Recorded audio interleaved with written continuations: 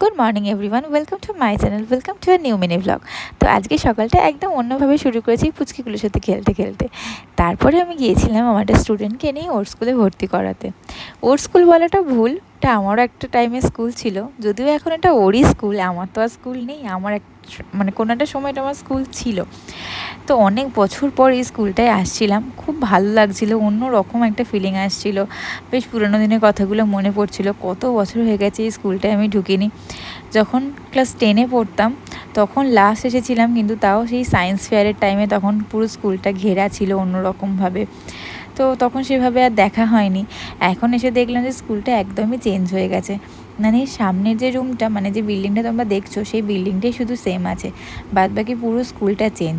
মানে আমরা যখন পড়তাম তখন জাস্ট একটা দুতলা স্কুল ছিল, যেখানে ছাদটাও তখন ঢালাই করা ছিল না, টিনের শেড দেওয়া ছিল। আর এখন সেই জায়গা থেকে ভেঙে নতুন করে একদম অন্যরকম বিল্ডিংটা তৈরি হয়েছে।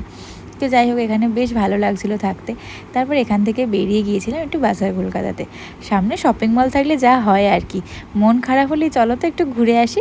তো আমি আর ইন্দিরাদি গিয়েছিলাম একটু শপিং মলেতে দেখার জন্য যে ওখানে কি অফার দিয়েছে, কারণ অনেক দিন থেকেই সামনে একটা ব্যানার দেখছিলাম কিছু ডিসকাউন্ট চলছে।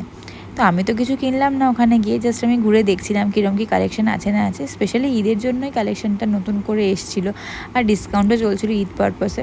তো ইন্দিরাদির হাজব্যান্ডের জন্য বেশ কিছু জিনিস নিয়েছিল, আর আমি জাস্ট ঘুরেই দেখছিলাম যে কোথায় কী আছে না আছে, পরে কখনো এসে কিছু নেবো সেই প্ল্যানিংয়ে। তো যাই হোক, আজকে ভিডিওটা এতটাই। যদি তোমাদের ভিডিওটা থেকে কিছু ভালো লেগে থাকে তাহলে ভিডিওটাকে লাইক করো, চ্যানেল সাবস্ক্রাইব করো, বাই।